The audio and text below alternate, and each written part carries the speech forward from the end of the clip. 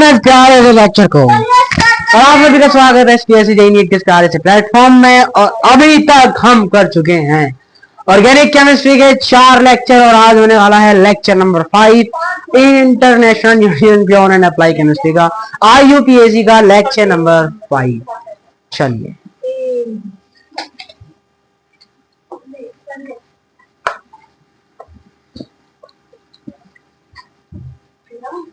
देखिए IUPAC आज starting होगी और सबसे पहले हमने कुछ होमवर्क दिए थे, तो एक बार उन सभी होमवर्क क्वेश्चन का डिस्कशन करते हैं। तो ये रहा हमारा पहला होमवर्क क्वेश्चन।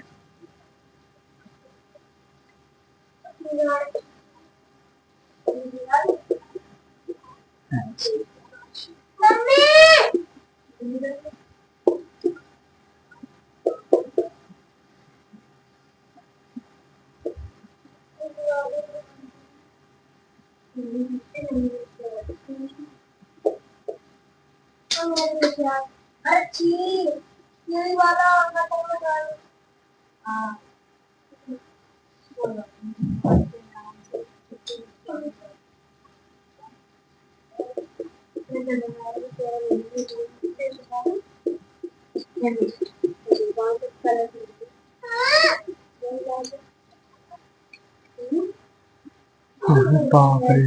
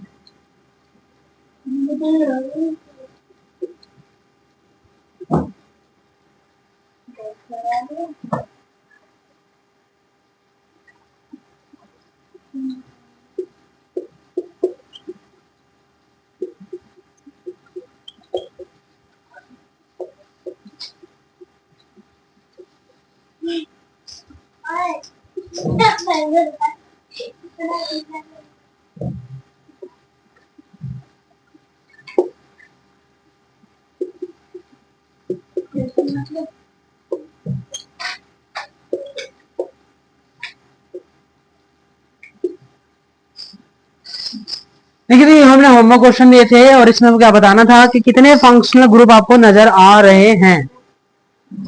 तो अगर हम पहले की बात करते हैं तो इसमें कितने फंक्शनल ग्रुप नजर आ रहे हैं। एक ये अल्काइन फंक्शनल ग्रुप होता है, एक ये पूरा एक है, क्या है ये अपना ओ, ये क्या होता है अपना ईथर, ये क्या है अपना ईथर, ये है कीटोन, क्या यहाँ डबल बॉन्ड है। और लेकिन हमसे डिफरेंट पूछे हैं तो डिफरेंट मतलब कितने हो गए, एक सर कीटोन है, एक एल्काइन है, सॉरी एल्कीन है और एक आपका ईथर है। तो फंक्शनल ग्रुप कितने हो गए इसमें 3। इसको बोलते हैं डोपामाइन। तो एक तो इसमें NH2 हो गया फंक्शनल ग्रुप और एक OH हो गया। तो कितने फंक्शनल ग्रुप है डिफरेंट, दो डिफरेंट है। इसमें कितने डिफरेंट है, एक तो OH आ गया और एक ये आ गया, इसको क्या बोलते हैं एसिटामाइड। तो इसमें कितने फंक्शनल ग्रुप हैं 2। ये क्या है अपना COCH3, COOCH3। तो ये क्या होता है अपना ईथर, COO, हाँ ये क्या हो गया अपना ईथर। और ये क्या हो गया अल्कोहल, अल्कोहल नहीं कार्बोक्सिलिक एसिड। तो कितने फंक्शनल ग्रुप हो गए इसमें 2। इसमें एक ये रहा फंक्शनल ग्रुप, एक ये फंक्शनल ग्रुप, एक ये फंक्शनल ग्रुप, ये पूरा एक है, अमाइन है ये, ठीक है। एक ये फंक्शनल ग्रुप ईथर। तो कितने फंक्शनल ग्रुप हो गए डिफरेंट, 1 2 3 4। तो कितने आ गए इसमें फंक्शनल ग्रुप डिफरेंट, 4 आ गए। इसमें एक कीटोन, ये तो पूरा एक है एमाइड है, ये कीटोन, ये आपका नाइट्रोजन एमाइन है, ये एमाइड है, ये एमाइन है, ये थायोईथर है और ये कार्बोक्सिलिक एसिड है। तो कितने आ गए इसमें फंक्शनल ग्रुप 1 2 3 4 5। इसकी बात करते हैं कि अल्कोहल, एक क्लोरीन, एक थायोईथर। तो डिफरेंट कितने हैं 3, एक अल्कोहल, एक ये अल्कोहल है, ये अपना कीटोन है, ये क्लोरीन है, ये कीटोन नहीं है, ये एसिड अमाइड है, ये क्लोरीन है और ये नाइट्रो है। 1 2 3, तो इसमें डिफरेंट कितने हो गए? 4 हो गए। तो इस तरीके से इन सभी क्वेश्चनों का डिस्कशन देखा और आपको सिर्फ ये यही बताना था। जो भी क्वेश्चन यहाँ पे रह गए हैं आप उनको खुद से ट्राई कर सकते हैं, उनका आंसर यहाँ पे दिया गया है। करना यही है, क्या करना है, जाना है और आपको फंक्शनल ग्रुप जो है यहाँ पे बताने हैं। हमने कुछ और होमोलॉगस सीरीज के नहीं, ये सब हमने कर लिए थे कल, होमोलॉगस सीरीज के सारे कर लिए थे। हाँ, कल होमवर्क आपको दिया था कि आपको बताना है कौन कौन सा हेट्रोसाइक्लिक कंपाउंड है। तो होमोसाइक्लिक होते हैं जिनमें सिर्फ और सिर्फ कार्बन चेन होती है, और हेट्रोसाइक्लिक कंपाउंड वो होते हैं जिनमें कार्बन के अलावा नाइट्रोजन, ऑक्सीजन, पता नहीं क्या क्या देखने को मिल जाए, वो हेट्रोसाइक्लिक कंपाउंड होता है। चलिए स्टार्ट करते हैं अपने होमवर्क क्वेश्चन को। तो किस किस का नाम दिया था? पहला था बेंजीन। बेंजीन का स्ट्रक्चर होता है, ये आप स्ट्रक्चर याद कर सकते हैं। दूसरा होता है फिनॉल। फिनॉल किसको बोलते हैं? जिसको बोलते हैं फिनॉल। तीसरा है टॉलुइन, ये सब याद करने को बोले थे, टॉलुइन इसको बोला जाता है। फिर ये क्या है आंटी? ये है मेलामाइन, ये तो लास्ट में देखेंगे इसका। अगला है एस्पिरिन। क्या जी? एस्पिरिन। तो एस्पिरिन का स्ट्रक्चर होता है ये सर दर्द की दवाई होती है, और एस्पिरिन का स्ट्रक्चर होता है ये। अगला है क्यूमीन। क्यूमीन का स्ट्रक्चर होता है ये, बोले तो ये। अगला है पिरिडीन। पिरिडीन बोलते हैं इसको, ये सब याद करने हैं हमें। अगला है पैरासीटामोल। पैरासीटामोल का स्ट्रक्चर है ये OH और नीचे अपना NHCOMe, एसिटामाइड। तो ये होता है अपना पैरासीटामोल। अगला है पाइरोल, इसको बोला जाता है पाइरोल। ये सब हमें याद रख के चलना है। इसको बोलते हैं पायरोल, इसको बोलते हैं फ्यूरन, इसमें ऑक्सीजन आ जाएगा। सब सेम है, सिर्फ एक ऑक्सीजन आइटम आ गया, इसको बोलते हैं फ्यूरन। अगला है क्या ये? एंथ्रासिन। तो एंथ्रासिन तो पढ़ा था सर। एंथ्रासिन क्या होता है? इसमें 3 बेंजीन साथ आ जाती है। तो बताना हेट्रोएटम कौन सा है? हेट्रोएटम वो होता है जिसमें कार्बन के अलावा और कुछ दिख जाए। कार्बन, सिर्फ कार्बन, सिर्फ कार्बन, सिर्फ कार्बन, सिर्फ कार्बन। यहाँ कार्बन के अलावा दिख गया तो ये अपना हो गया हेट्रोमोलिक्यूल्स, हेट्रोसाइक्लिक। यहां भी हेट्रोसाइक्लिक, यहां भी।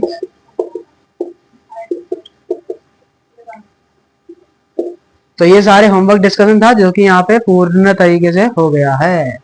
देखिए हेट्रोसाइक्लिक पूछा है, साइकिल में कार्बन आना चाहिए। क्या इस साइकिल में कार्बन है सिर्फ? जी है। नाइट्रोजन साइकिल से बाहर है, तो इसका मतलब ये हेट्रोसाइक्लिक नहीं हुआ, ये होमोसाइक्लिक हुआ। अगर नाइट्रोजन अंदर होता तब हम इसको आंसर टिक करते, लेकिन साइक्लिक के अंदर नहीं है नाइट्रोजन, साइकिल से बाहर है, तो इसका मतलब ये मॉलिक्यूल अपना हो जाएगा हेट्रोमोलिक्यूल, हेट्रोसाइक्लिक कंपाउंड हो जाएगा। ये हो जाएगा अपना हेट्रोसाइक्लिक कंपाउंड। चलिए अब फिर हमने नेक्स्ट क्वेश्चन होमवर्क में दिया था कि आपको कुछ जनरल फॉर्मूले दिए हैं और आपको बताना है कि वहां पर क्या क्या पॉसिबिलिटी है कि कौन कौन सा फंक्शनल ग्रुप आ सकता है। चलिए करते हैं।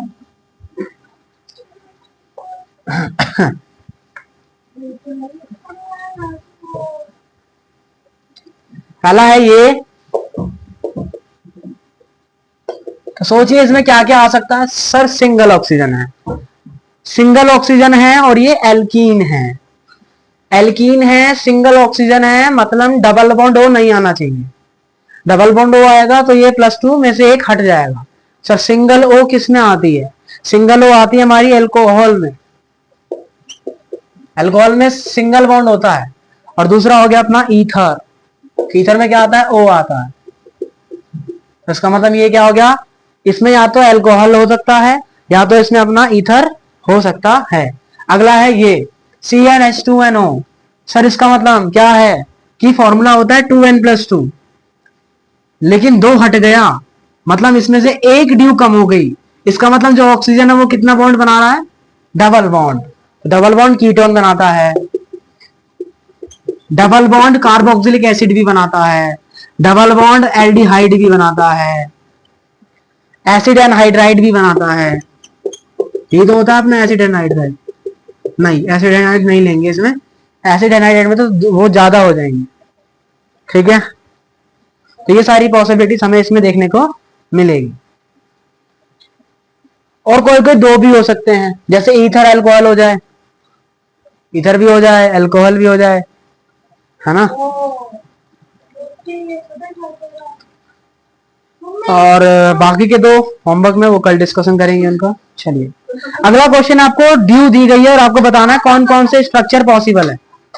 अगर ड्यू एक है तो कौन सा स्ट्रक्चर पॉसिबल हो सकता है?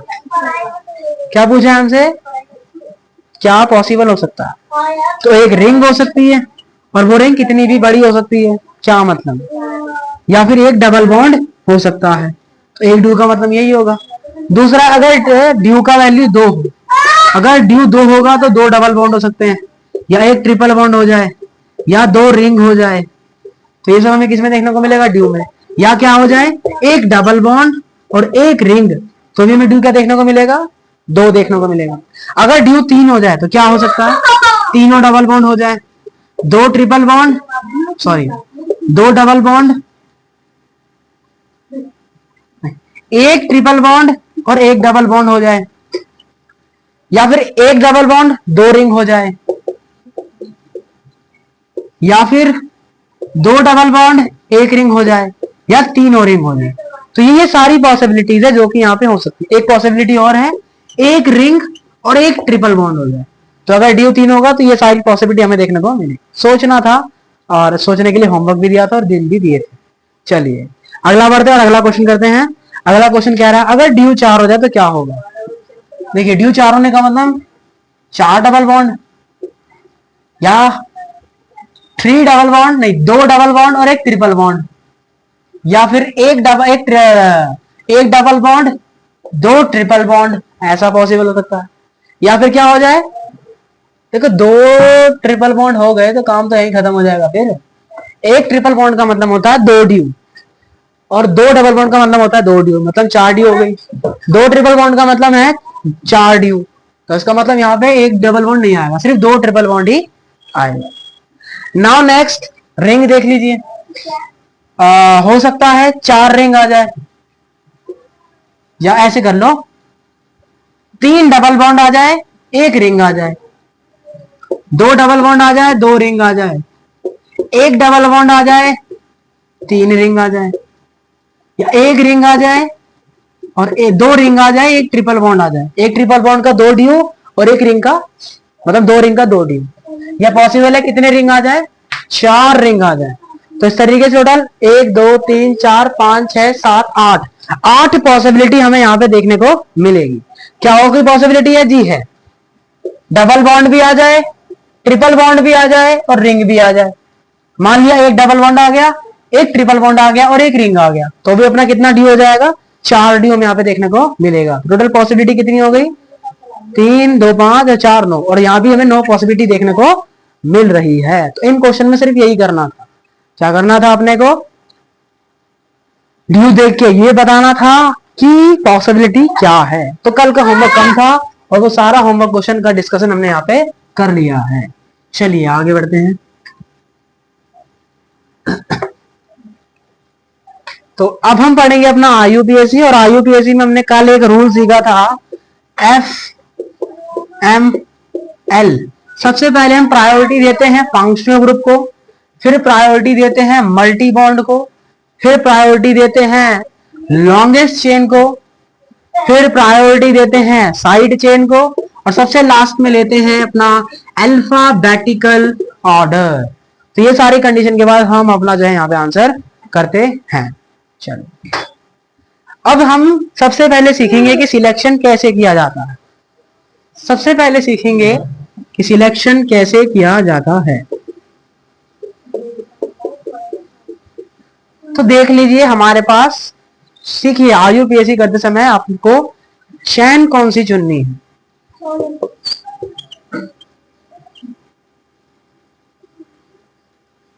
तो देखिए अगर हम यहां से गिनते हैं चैन को, तो यहां मिलता है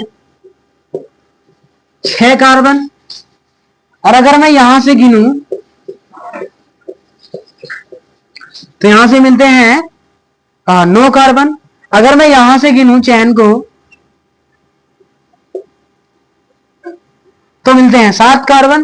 तो लॉन्गेस्ट कार्बन चैन मुझे मिल रही है इसमें। तो इसका मतलब है यही मेरा यहाँ पे क्या होगा, लॉन्गेस्ट चेन होगा। एक बार यहां से भी ट्राई करके देख लेते हैं। 1 2 3 4 5 6 7 8 9 10।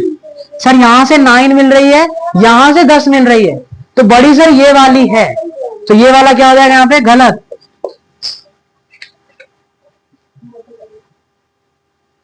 तो ये वाला हो जाएगा यहाँ पे सर गलत। तो सही क्या है, सही ये है कि आप ये वाली चेन ले लीजिए, क्योंकि यहाँ पे 10 कार्बन मिल रहे हैं। तो लॉन्गेस्ट चेन कौन सी हो जाएगी अपनी, ये हो जाएगी 10।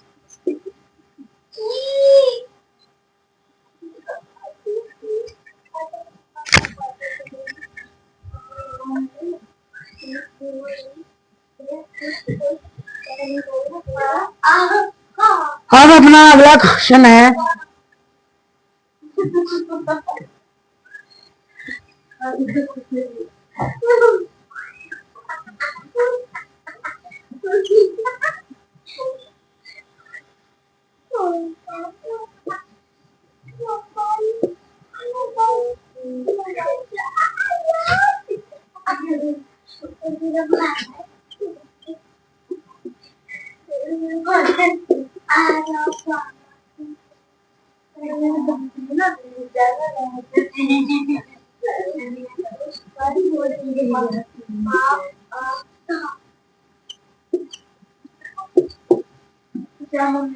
तो ये हमारे 4 हैं, हमें चेक करना है कि लॉन्गेस्ट चेन कौन सी होगी।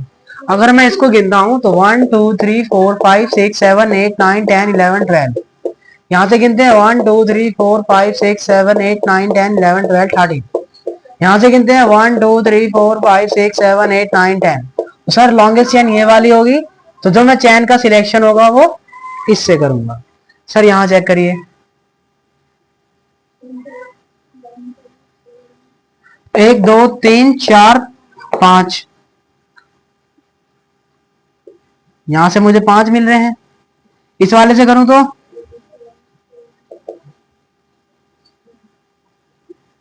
1 2 3 4 5 6 मिल रहे हैं।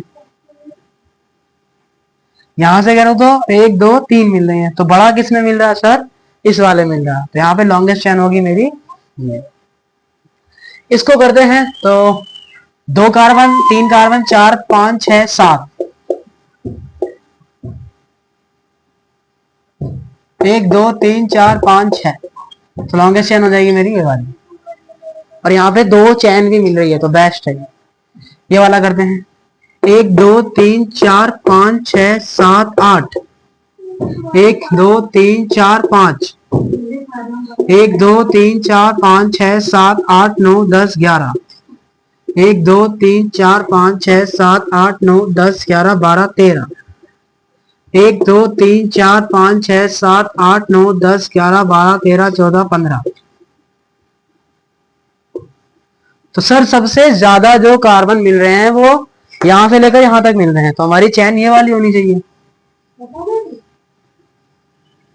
तो ये वाला सही होना चाहिए। लेकिन सर आपने एक और चीज हमें बताई, सर लॉन्गेस्ट चेन से पहले चेक करते हैं क्या कोई फंक्शनल ग्रुप या मल्टी बॉन्ड तो नहीं है। सर इसमें फंक्शनल ग्रुप तो मुझे नहीं दिख रहा, लेकिन मल्टी बॉन्ड है, डबल बॉन्ड भी है और डबल बॉन्ड मतलब मल्टी बॉन्ड तो है। सर आपने बताया था कभी भी मल्टी बॉन्ड दिख जाए तो हम लॉन्गेस्ट चेन को नहीं सिलेक्ट करते, हम उस वाली चेन को सिलेक्ट करते हैं जिसमें सारे मल्टी बॉन्ड आ जाए। तो सर सारे मल्टी बॉन्ड केवल इसी चेन में आ रहे हैं, तो इसलिए हम जो सिलेक्शन करेंगे इस वाली चेन करेंगे, इस वाली चेन का सिलेक्शन नहीं करें। इसलिए हमारा सिलेक्शन हो जाएगा इस वाली चेन का। चलिए सर आगे बढ़ते हैं।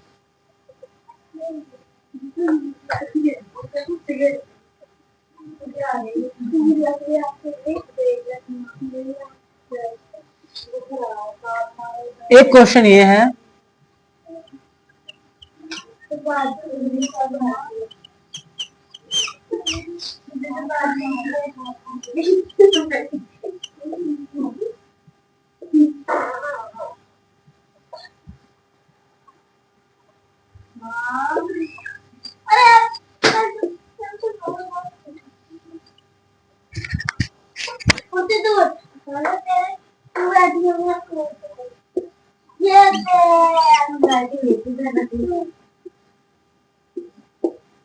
तो अब चेक करते हैं, तो लॉन्गेस्ट चेन कौन सा होगा सर? आपने बताया मल्टी बॉन्ड आने चाहिए। सर आप देखिए, अगर मैं तीनों को लेना चाहूंगा तो तीनों को लेना पॉसिबल नहीं है, और आ दो रहे हैं, तो सर ऐसे केस में क्या करेंगे? अब वो वाली चैन लेंगे जिसमें चैन भी ज्यादा आ जाए और डबल बॉन्ड का भी काम हो जाए। तो सर वो ये वाली चैन, डबल बॉन्ड भी दो आ रहे हैं, इसमें भी दो ही डबल बॉन्ड आ रहे थे, लेकिन दोनों में अंतर क्या था सर? कि इसमें कम कार्बन आ रहे थे, इसमें ज्यादा कार्बन आ रहे हैं। इसलिए आप जो चैन का सिलेक्शन करेंगे वो ये वाली चैन का सिलेक्शन करेंगे, इसलिए आपका आंसर हो जाएगा। अब सर इस वाली का सिलेक्शन करें। सर आपने बताया है मल्टी बॉन्ड को प्रायोरिटी देंगे, तो इसलिए सिलेक्शन हो जाएगा मेरी इस वाली चैन का। सर इसमें कौन सी चैन का सिलेक्शन होगा? ये वाली या फिर ये वाली? कार्बन चेन देखते हैं कितने आ रहे हैं कार्बन। 1 2 3 4 5 6, 1 2 3 4 5 6, दोनों में 6 हैं। सर अगर दोनों में 6 आ जाएं तो फिर क्या करें? आप ही ने बताया था F is greater than M is greater than L is greater than alpha. Functional group नहीं है, नहीं चेक करने। मल्टी बॉन्ड चेक कर लिए, दोनों ही चैन में मल्टी बॉन्ड सेम आ रहे हैं। लॉन्गेस्ट चैन चेक कर ली, दोनों में ही लॉन्गेस्ट चैन सेम आ रही है। तो सर अब चेक करने की बारी किसकी है? Side chain. साइड चैन क्या होती है?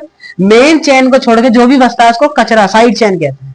तो ये हमारी मेन चैन हो गई, तो ये वाली चीज इसमें बच रही है। तो इसमें साइड चेन कितनी आ रही है? केवल एक आ रही है।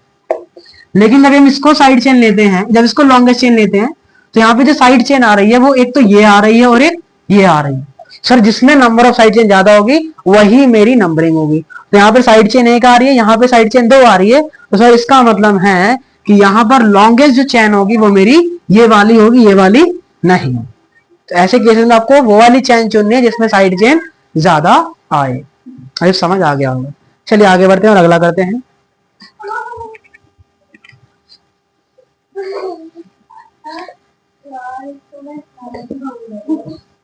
देखिए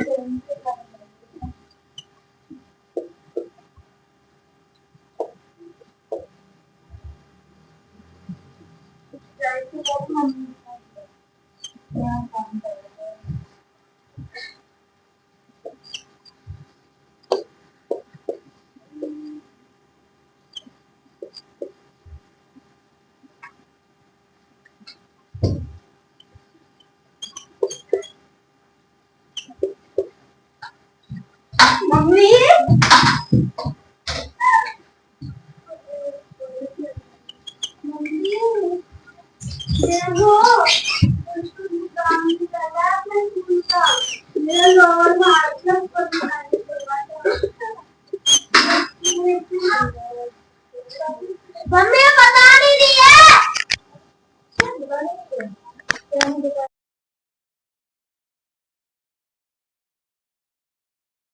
तो यहाँ पे लॉन्गेस्ट चैन का चयन करते हैं, तो देखिए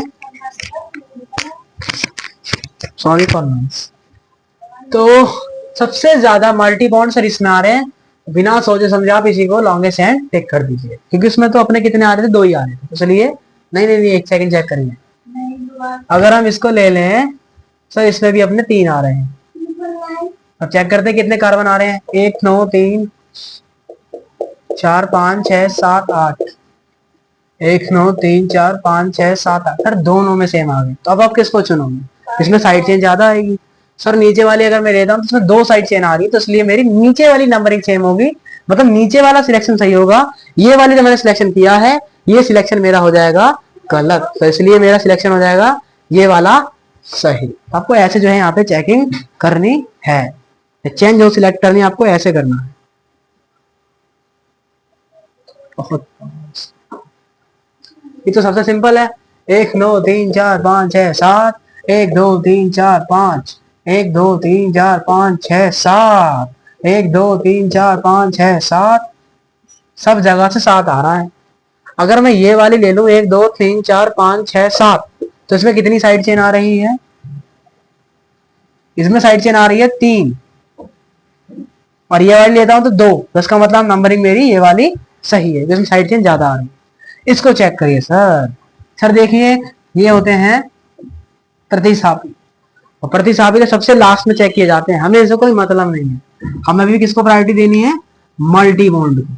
नंबरिंग चेक करते हैं, 1 2 3 4 5 6, 1 2 3 4 5 6। सर अब दोनों में 6 6 आ गया, अब किसको चुनोगे आप? सर देखिए, अगर मैं इसको चुनता हूं तो अभी भी इसमें कितने साइड चेन आ रही है? 2। इसको चुनता हूं तो इसमें भी कितनी साइड चेन आ रही है? एक ये और एक ये पूरा, मतलब अभी भी साइड चेन 2 ही आ रही है। तो किसको चुनेंगे? तो सर अल्फाबेटिकल ऑर्डर पे जाएंगे। तो इधर आ रहा है क्लोरो, इधर आ रहा है ब्रोमो। सर बी पहले आता है, तो इसलिए ऊपर वाली मेरी नंबरिंग क्या हो जाएगी? सही हो जाएगी, और नीचे वाली नंबरिंग मेरी क्या हो जाएगी? गलत हो जाएगी। तो जब आपके सारे तरीके फेल हो जाए तब हम एक एक करके तरीकों पे जाते हैं। अब ये वाला करते हैं, तो ये वाले में ये वाली नंबरिंग हमारी क्या हो जाएगी? सही हो जाएगी। अभी आज का लास्ट क्वेश्चन करते हैं, देखिए क्या करना है इसमें। मल्टी बॉन्ड कहाँ नजर आ रहे हैं ज्यादा? 1 2 3 4 5 6 7 8 9 10, 1 9 3 4 5 6 7 8। यहाँ भी कार्बन है, अरे कार्बन यहाँ है, अरे कार्बन यहाँ है। इसका मतलब कितने कार्बन हुए? 1 2 3 4 5 6 7 8 9 10, 1 2 3 4 5 6 7 8 9 10, दोनों में 10 है। सर कौन सा चूज करेंगे? ये वाला कि ये वाला?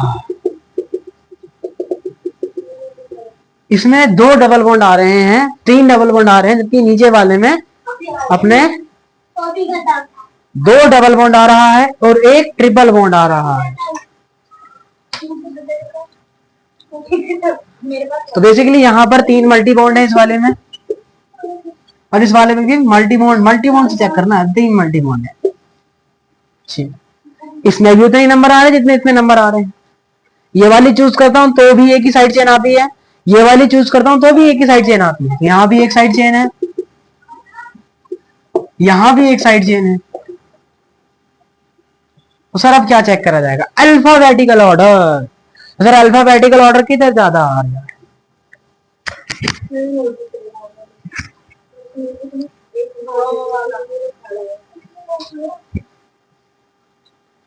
तो देखिए सर इसमें क्लोरीन ब्रोमीन का वो चेक करेंगे तो यहाँ पे ब्रोमीन पहले आता है, तो इसका मतलब नंबरिंग हमारी ये वाली सही होगी।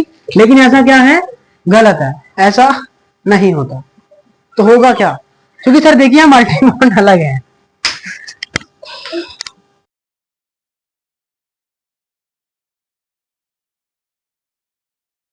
क्योंकि यहाँ मल्टी बॉन्ड अलग है, यहाँ 2 डबल बॉन्ड है, मतलब 3 डबल बॉन्ड है, और यहाँ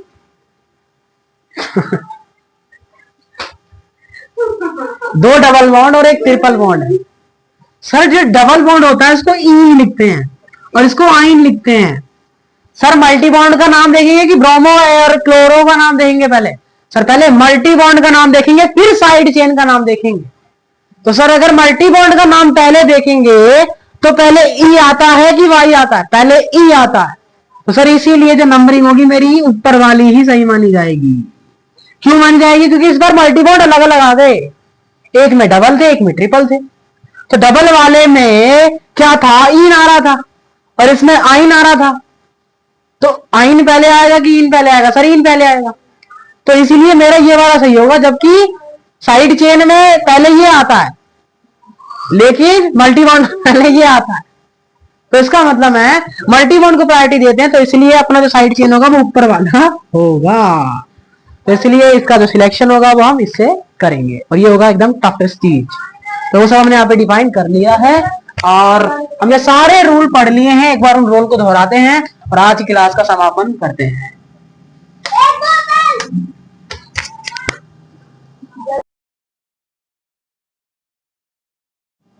देखिए